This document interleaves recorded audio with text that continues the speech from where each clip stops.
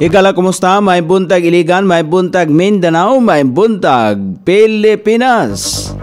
Adlaw nga Martes karon pitsa 30 ni buwan sa Hulyo ning tuiga 2024. Sangan sa to Station Manager Pastor Ruben Sulapas kini ang inyong kaisar kabisaya Nonay B. Ang muhatod sa hanay sa balita sa Lasyate. O karon sa uluhang tudling sa ato mga balita, transaksyon sa droga nasapnan sa mga tinugyanan sa balaod. 20 ka mga babaeng may kaso sa droga milampos sa recovery program.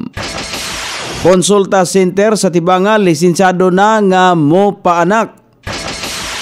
Free public wifi sa mga merkado magamit sa paling QR transactions. Sa kauluhan, ex-presidenta spokesperson Harry Roque mitambong sa investigasyon sa Senado kalabot sa girid nga Pogo Hubs. Philippine Embassy nanawagan nga ipauktaba una ang pagbiyahe ngadto sa Israel. 98% sa mga tulungaan nagpadayon sa pagbukas sa klase kagahapong adlaw. Balita sa gawa sa nasod, usa ka batan-on sa France gipreso tungod sa plano nini nga mga atake sa mahitabong Olympic Games. Balita sa kinabuhing Kristohanon, 72 ka mga Kristohanon gikataho nga gipreso o missing sa upat ka komunistang nasod.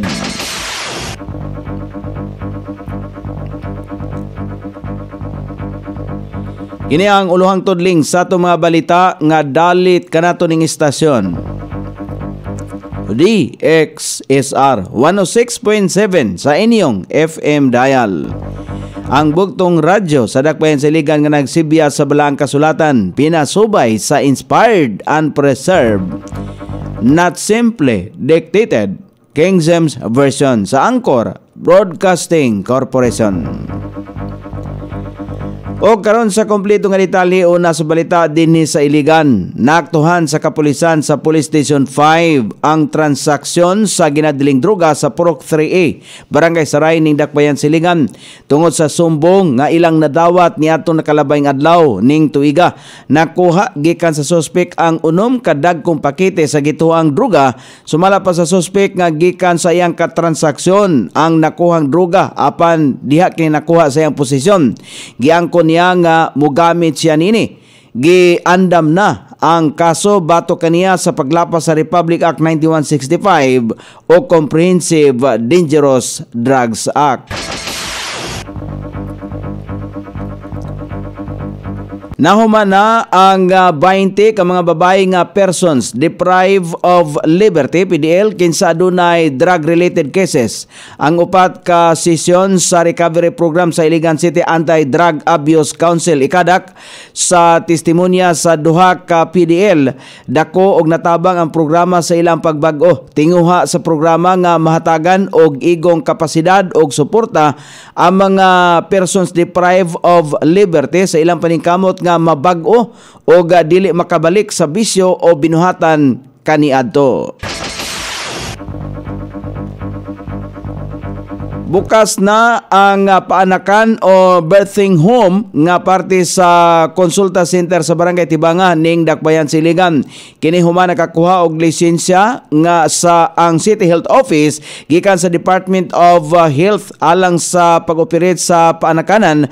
Aduna usab kini doktor, nurse, midwife o barangay health workers nga moakatar sa pagpanganak sa mabdos. Sumala pa ni Dr. Charles Marquez, Health Officer 3, nga ang license to operate sa birthing home nga ana sa Barangay Tibanga Health Center ang open 24 oras kon 24/7 nga magpaanak ka sa mga normal spontaneous sa vaginal delivery nga ikaduha na nga nagburos sa pataas nga walay komplikasyon sa pagmabdos o pagbati. Gidugang panini nga libre ang pagpaanak sa mga adunay PhilHealth. Usa sa mga bintaha sa manganak sa Barangay Tibanga Health Center birthing home nga dili na mo linya og dugay og dili na mo ipon sa ubang pasyente sa maternity beds.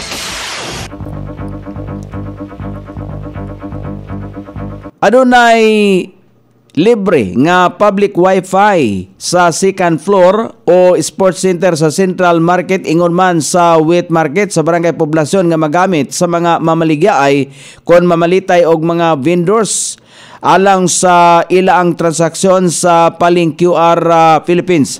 Sumala pa ni Novel Chris Amiri Lagapa, ang Head Information Communications Technology Center sa Iligan. Ang free wifi sa merkado adunay 50 Mbps nga bandwidth. Plano sa ICTC nga i-upgrade ang bandwidth og equipment. Ingon man i-expand ang free wifi ngadto sa dry goods sa section aron nga mokusog og mas daghan ang makagamit ini. Adunay 15 ka mga sites sa Iligan nga adunay free wifi sama sa Plaza, Anahaw Amphitheater, City Health Office, City Hospital, atubangan sa City Hall, Tambo Terminal Lounge og parte sa Tambo Market. Kaabag sa LGU Iligan sa paghatag og libreng access sa internet ang Department of Information and Communications Technology DICT. Mialokar ang DICT og 400 Mbps alang sa Iligan. O karon sa balita sa kauluhan, mitambong si kanhi Presidential Spokesperson Harry Roque sa investigasyon sa Senado kalabot sa girid nga Philippine Offshore Gaming Operator Hubs sa Luzon. Kini bisan pa nga gipananghid niya sa mga magbabalaw niadto na kalabay nga semana nga pamaagi sa pagpadala og sulat sa Senate Committee on Women, Children, Family Relations and General Equality nga dili kini makatambong sa pagdungog tungod kay aduna kini schedule sa court hearing.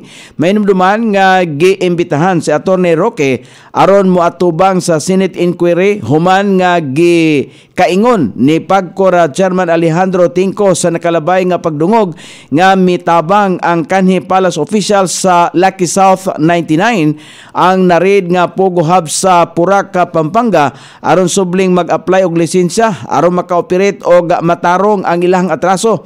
Bisan dili na public official kaniadto si Roque, dihang nahitabo ang naasoy nga panagtigom. Una na usab nga gipatinaw ni Roque nga dili siya ang nahimong legal counsel sa bisan unsang illegal nga pugo bisan sa Lucky South 99. Apan gibarugan ni Tinco nga gihinganlan si Roque isip legal head sa organization chart nga gisumite sa Lucky South 99 sa Pagcor alang sa subling pag-apply sa ilang lisensya.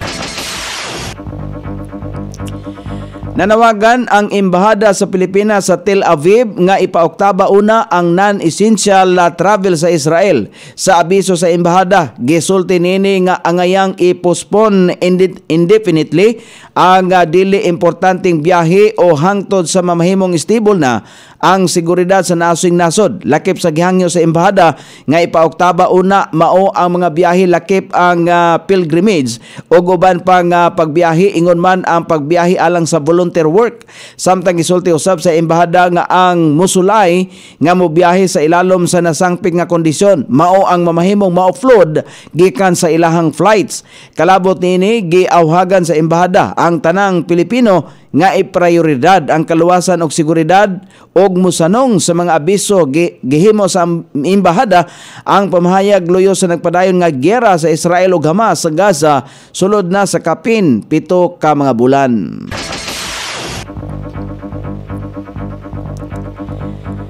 Nomintay 8% sa mga tulungaan sa tibok nasod ang nagpadayon sa pagbukas sa klase kagahapon adlaw alang sa school year 2024-2025. Sumala pa ni Education Secretary Sani Angara kapin sa 840 ka mga tulungaan nga nakahukom nga i-postpone una ang opening of classes tungod sa epekto sa bagyong Karina ug habagat. Una nang gikataho nga base sa datos sa Department of Education apektado sa pagbukas sa klase nga anaa sa 803,824 ka mga magtutungha sa 225 ka mga tulungaan nga gi-postpone ang opening of classes sa National Capital Region, 231 sa Region 1, ana sa 452 sa Region 3, 67 usab sa Region 4A ug 4 sa Region 12. Sumala pa kang Angara ang mga nagsuspende sa klase kagapong adlaw magpahigayon og make-up klase sa Sabado. Samtang gisulti usab ni Angara nga kinahanglan paghapong ipadayon sa mga tulunghaan ang pag-implementar sa palisiya nga kung asa gidili ang dekorasyon sa classroom walls o sa uban pang pasilidad. Mokonsulta pa siya sa mga magtutudlo og principals kung angayan bang ipabilin ang DepEd Order 12 o bagoon ba kini. Nakalati sa DepEd Order 21 nga kinahanglang siguroon sa mga tulungaan nga ang mga school ground, lawak saringan og tanang bungbong niini o uban pang pasilidad sa tulungaan ang limpyo og walay mga unnecessary at work, dekorasyon, tarpaulin og ingon man poster sa tanang oras. O karon sa balita sa gawa sa nasod, gibilanggo sa kapulisan sa nasod sa France ang usa ka 18 anyos nga lalaki tungod sa plano nini nga pagpatuman o pagpangatake tali sa mahitabong Olympic Games. Gikataho nga kini ay kaduhang batan-on sa parihong edad nga adunay plano nga mga atake sa naasoing kalihukan. Sumala pa sa kapulisan nga nagplano usab ang naasoing batan-on og daghang pamaagi aron nga makapangatake sa kalihukan. Ang naasoing kalihukan adunay istrikto nga seguridad tungod kay pagatambungan kini sa 16 milyon ka mga katawhan. O karon sa balita sa kinabuhing Kristohanon, ana sa 72 ka mga Kristohanon ang gikataho nga napreso o na-missing sulod sa upat ka managlahing nasod. Sa kasamtangang taho, 52 ang nabilanggo sa mga nasod sa China, Vietnam, North Korea o Cuba, samtang 20 ang wala na nahibaluan kung buhi pa ba o namatay na. Sumala pa sa International Christian Concern, kadaghanan sa mga Kristohano nini nag-atubang og kaso nga adunay kalabutan sa pagsangyaw sa pulong sa Ginoo, pagpanghatag og kopya sa Biblia o giakusahan sa sayop nga kaso. Tungod ini gikataho nga ang naasoing mga komunistang kanasuran adunay dakong kalagot sa mga Kristohanon. O karon sa kahimtang sa pagbanabana sa dagan sa panahon, kaganihang alas 3 kadlawon ang sentro sa low pressure area base sa available data nga gipagawas karubutagas Pag-asa ana kini mahimutang sa 480 kilometros sa amihanang kasagpang bahin sa Itbayat, Batanes. Samtang hanging habagat ang makaapektar sa western section sa Luzon, ang Ilocos Region, Zambales, Metro Manila ug ang ubang bahin sa Cordillera Administrative Region, Tarlac, Bataan, Pampanga, Bulacan, Rizal, Cavite, Batangas ug ang Occidental Mindoro makasinati o madag-umon nga kalangitan karong adlaw. Inubanan sa patak-patak ka mga pag-ulan epekto sa hanging habagat. Ang Mindanao ug ang ubang bahin sa nasod nga Pilipinon makasinati gihapon o madag-umon nga kalangitan, inubanan sa katag-katag nga mga pag-ulan pagpanalugdog epekto sa localized thunderstorm. Sukod sa temperatura dinhi sa dakbayan sa Iligan ang Kabugnaon ana sa 25 ug ang kainiton mosangko sa 31 degrees sentigrado. Ang adlaw misilang kaganiha sa alas 5:39 ug mosahop unya sa alas 6:26 sa sayong takna sa kagabion.